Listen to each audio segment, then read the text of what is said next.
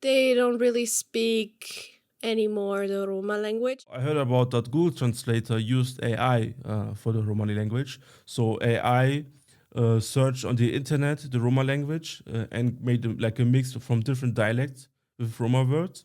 Talk with the community, make the work with the community. We have a lot of people who works in these fields. So I think that will be great also for Google Translator. Roma, Sinti, and maybe also other related minorities. There are in many countries as national minority. This also means you have right for your language, and also I think it would be interesting maybe in school to learn the Romani language.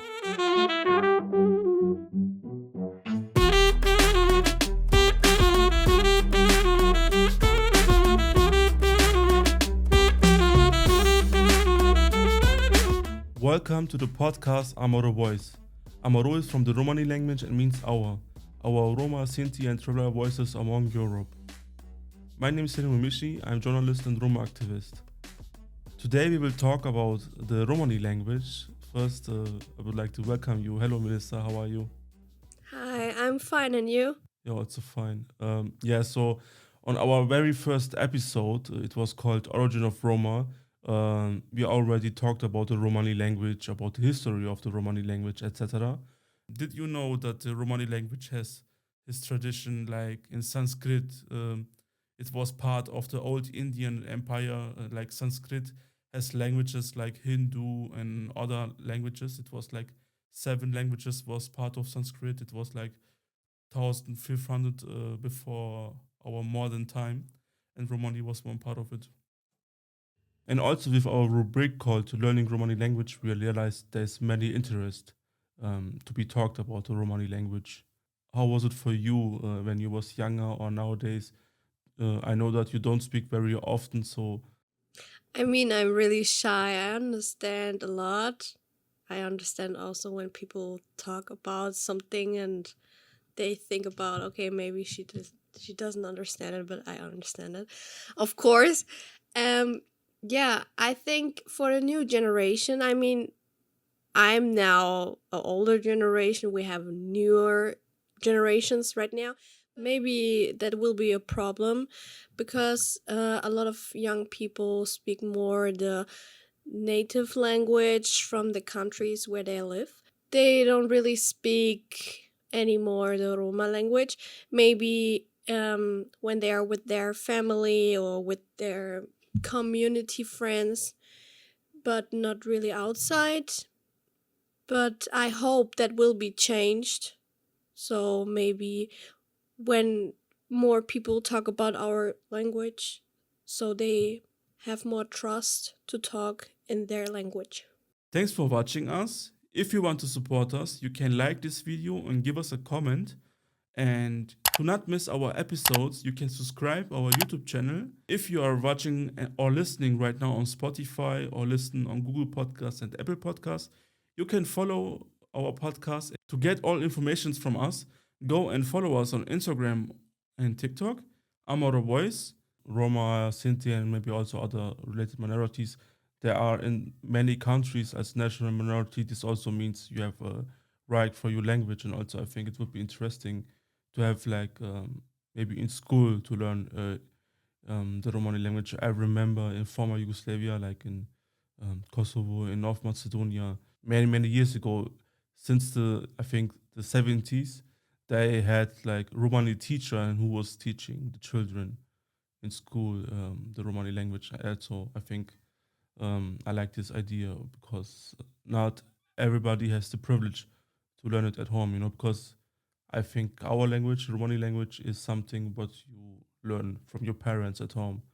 I think it's like also when you are on the street and you see other people who speaks other language than you, or like when you are with your group and they speak our language and then you see other people look at you and look like, oh, they speak another language. What is that for a language? It's not positive, it's more negative when they look like that. And maybe you don't have this trust, or maybe it's struggle you a kind of way. So you say, okay, I speak the native language from the country, so nobody will look at me like that. So to avoid some problems, you know. Hmm. I think the main problem or the difficult in this is like, as example, like if you are part of one Roma community and you speak the specific dialect. An example, like, if your community is from North Macedonia but you live in Germany, and maybe you live in Germany, like, in a neighborhood where you are maybe the only Roma or like the only Roma family, and then of course you will not have the possibility to speak many times the Romani language, and then you will lose it. You will like, you can't learn it, or you will forget some words, many words. I mean, it's easier if you are like part of a Roma community and you live in this mahala, so in the neighborhood, like Roma neighborhood, and then of course it's easy. You will have always neighbors and friends and other people who, like, after school you can talk to them in the language. I think for people who are like from a community but lives in other countries, like migrational, it's very difficult, So, like, example for me, when I was younger, of course, I was in like in Pristina, Roma neighborhood until I was 7 years old. I was speaking the Romani language, but when I came to Germany, where I live now, there's like no other Roma people. But do not forget it, I always talking with my parents, um, or with my cousins, but I realize now sometimes I forget some words, and then instead of then I use the German words, I mix the Roman language with German language. So this That's also so happens. normal. I think that's so normal. Also in other countries, you do the same thing. So you put both languages together and mix them, but it's okay. It's fine. And I think also, what I really like is this kind of projects where you can learn the Romani language, also for the younger generation, or also for other people who are interested in that. So I think more about this project will be need to be more financed, you know? You Mhm. need more money for that to finance these projects where you can learn other Mhm. languages, especially from different communities. Cultural heritage UNESCO declare it official as like a cultural legacy for language since 2015. And since 2015, they declared also the 5th November as the official World Day for the Romani language. And I think the Romani language also has the status as a national minority for Roma, Sinti, traveler, etc. But also with that, special rights in your language in many European countries like Finland, Sweden, Norway, Germany, Austria, Slovenia, Hungary, Romania, Kosovo, North Macedonia, and Netherlands, I think. With this knowledge, with this information, is also good for other people, for NGOs, for activists to do more about the Romani language. If you have it as official status, then you can also do maybe more projects about the Romani language. Now, also, I see many people on TikTok, influencer or like experts in Roman language who tries to teach the language through social media like TikTok, Instagram. What do you think about this idea? I like that. We need to connect us with other people and connect us with the younger generation, especially with the younger generation. And they're more, you can connect more about social media. So you find the people in social media, and that's really fine and really good to make these videos about our language and our history. So now it's time for our new rubric, Breaking Stereotypes about Roma. We use for this rubric AI, and we asked ChatGPT to give us 10 stereotypes about Roma. And on every episode, we use one stereotypes and to talk about it. So the next stereotype is Roma are nomads. And also, ChatGPT says it is often assumed that all Roma and Sinti are constantly moving around, although most are now settled only 3% of Romani people in Europe are nomads. So this is what ChatGPT is saying. But about the 3%, I heard also often about it, but there's no official statistic about it, you know? I mean, we need to look at the history why people from this community, from our community, needs to go in other countries and other cities. When you see that, it was not really like, oh yeah, I want to go to a vacation. It was more, oh, I need to go. Maybe they killed us. Something like that. And I think, okay, people from our community maybe go also around right now to, it's maybe about jobs. It's about, okay, there, I need to go there to find a good job, or we have more opportunities there. But it's not all of them. We don't have statistics because we know at the history, some people did statistic with us and we saw what's going on with us. And that's the reason why we don't have statistics, especially also statistics how many Roma and Sinti live in Germany or Mhm. in Europe. We don't have statistic, and that's Mhm. good. People like being nomads also they have this imagination or this fantasy about Roma and Sinti and like Manouche and others living in trailer parks, moving around, you know, like having an adventure or like having like a free life and doing stuff, you know, what you not to do and always moving around. And it's also funny when I was younger, when I was talking to friends, and I told them that I'm Roma, and they asked me, "Did you ever live in trailer park before?" So I said, "No. Since I was born, since I can remember, we always had houses. Like in Kosovo, we had a house. In Germany, we have a house, etc." And so they was really surprised, not to make me mad or to make fun of me. They was really like honestly surprised because for many people, when they think about Roma and Sinti in Germany or in other countries about Roma, they always think about people living in trailer parks and moving around. So it's tricky, but what I can say, so in the last maybe 8 years, when I started to be a Roma activist, I travel a lot in Germany and Europe for like workshops, seminars, and events. And I met a lot of people and made a lot of friends internationally and nationally.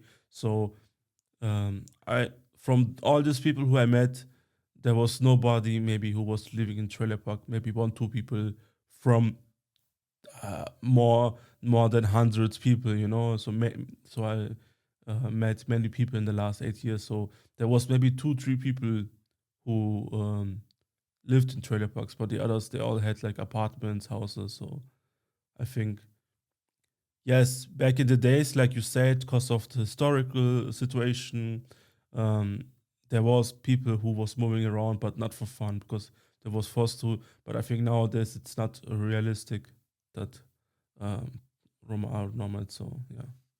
I don't know what I need to say to other people when they ask me how many people from us living in Germany live in Leipzig, or they want to hear statistics, and I don't know how to speak with them because I will every time I said, okay, I look at the history, we don't want that really much because um from the statistics we are killed and um something like that. And I think also in the future it's better to avoid these statistics. And people don't really understand it. I mean, they say, oh, okay, about the history, blah blah blah, but it's over.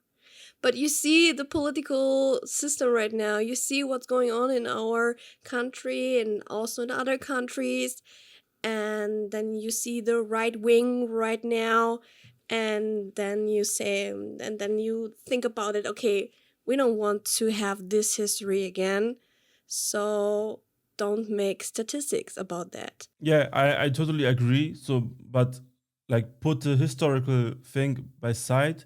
So just like in formal statistic for me never makes sense. Also about other statistics, you know, about other topics.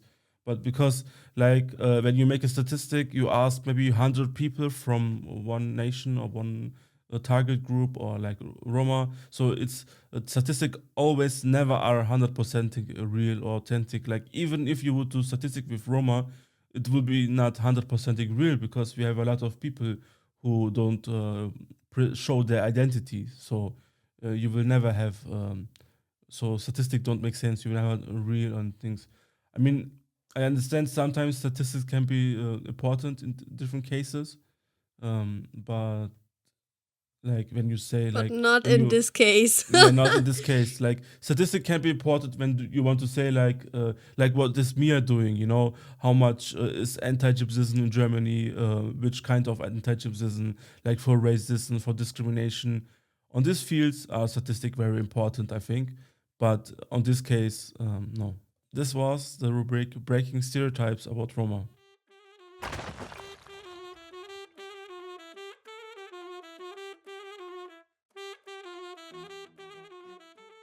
Before we continue with the anecdotes, I think it's important to say that to speak the Romani language or to not feel shy to speak the language, don't feel shy to speak the Romani language. I can say how it is for me. So, like, okay, mostly when I go to work or when I'm with friends, I speak German, and when I'm doing like this podcast now or like my international activism, I speak English. But it really feels good when I have the possibility to speak the Romani language because it's like your own language and it's the native language, and you feel more free, And I think it's important to learn to speak it and just feel free to speak it. And if you don't know so good, just speak, doesn't matter.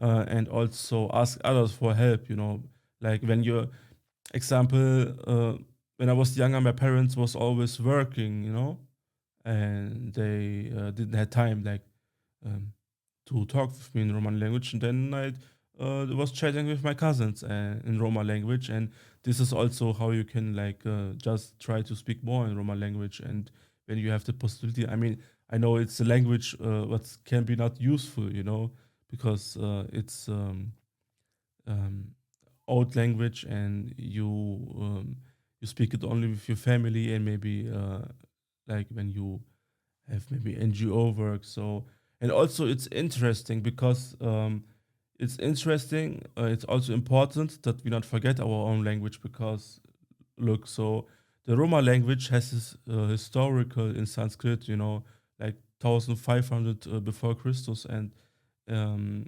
since Roma came from India to Europe, but also to other continents, they always was speaking the language without new technologies. They just manage it by speaking to not lose the language, and it's also very powerful how they did it.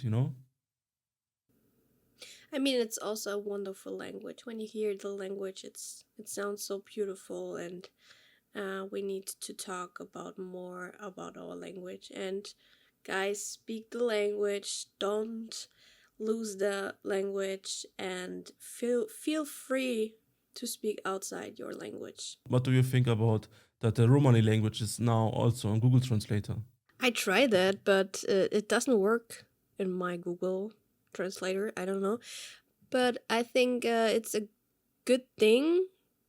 But we know we have different dialects, so you need to do it for a lot of dialects to build this translator. But maybe in the future we have this opportunity to have a, I don't know, a translator for all Romani dialects. And also when you speak Romani but not the other dialects, and you want to talk with other people in their dialect, or you want to say something, I think that will be really great to have that. And I hope in the future someone will do that.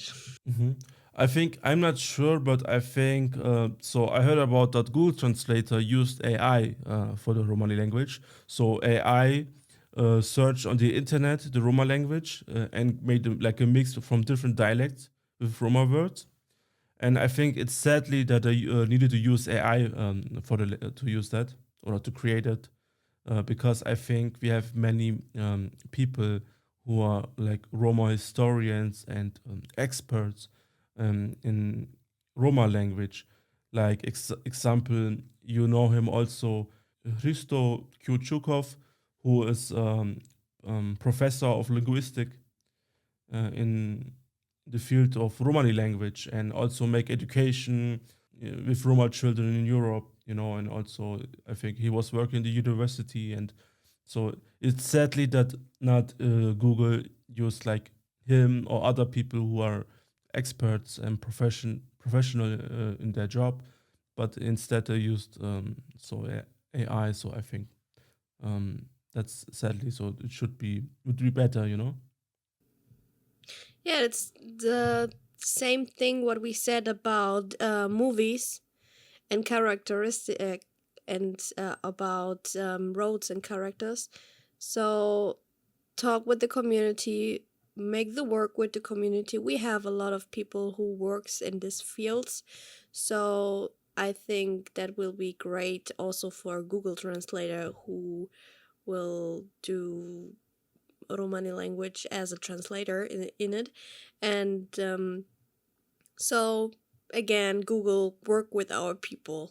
We come to the anecdotes. The topic of this episode is the Romani language. Like I remember the first time when I was going to the workshop alone, by like plane outside of Germany. In I was like end of 2017 in Romania, and we had like a workshop training after digitale, like a training with different people from different countries like Italy, Serbia, Romania, and UK, and other many countries, Turkey, etc. And like we was like with few people in the room for sleeping, and and we tried to speak the language, because in that time my English was very bad. I speak some few words, but really really bad. So I always needed to take my phone and to write on Google Translator, and use words, etc., and like to translate the words. And the others also, like one guy from Italy, he could his English was even more worse than mine. And then we start to talk in Roma language, but like he had other dialect, similar like Gurbet. And it was funny because in the beginning, on the first day, it was very difficult to understand each other because we had two different dialects. But then later, it comes more days. He got used to my dialect. I got used to his dialect, and then later we understood each other very well. So it's interesting, like how you in the beginning you don't understand because it's different dialect, but when you hear it often, and then you start to understand, because at the end it's the same language but just different dialects. Nice to hear. Yeah, for me it was last summer. Last summer we make a trailer about a young couple, Roma couple, and that's the first time where I need to speak in Romani. And before that, I talked only with my cousin because I'm really shy. I don't know. I'm like that. I don't know why, but it is what it is. But yeah, I need to talk in Romani, and I was with my partner, and it was so strange for me to talk in Romani language, and he said it sounds really good. It sounds not really awkward or something like that, but it was so strange for me. So strange. I was so shy. And the trailer is not finished yet, but we saw the trailer, and it was it was so strange for me to hear me to talk in Romani language, and everyone said, "Oh yeah, that's good," and my dad also, "Oh, nice to hear how you speak Romani language." And I don't know if this will be help me to speak more in Romani, but it was a nice experience. I mean, about the thing being shy when you're not knowing the language maybe perfect, I can understand because it's the same for me. Before I came to Germany in Pristina, I was in preschool, like in Serbian language, and so for that I learned a little bit Serbian. And when I came to Germany, I mean, I was talking sometimes with my parents in Roma language, but we never talked in Serbian, and I never had the opportunity with other like Serbians in Germany to talk in Serbian language. So my Serbian, I can understand very good, not perfect 100%, and I also can speak like the basics. But then when I go on events and I meet people from Serbia, I always say that I don't speak Serbian, because like I know that I don't speak perfect grammatically, and then I get shy and then don't like to speak it. We're almost coming to the end. Do you have Now we are coming to the end. Do you have any closing words? My closing words was about talk in Romani, don't be shy like me. So talk in our language and don't be shy. It's a beautiful language, and I think also people from they are not Roma, they think also the same. A lot of people think, oh my god, that's a beautiful language. And also the historical thing about our language is amazing. So talk, people. Talk freely the Romani language. Doesn't matter if you don't speak it perfect. I mean, the same, but I cannot say for myself, don't be like me with Serbian. Yeah, just be better. So, thanks for watching or listening. Ciao and devlesa. Bye.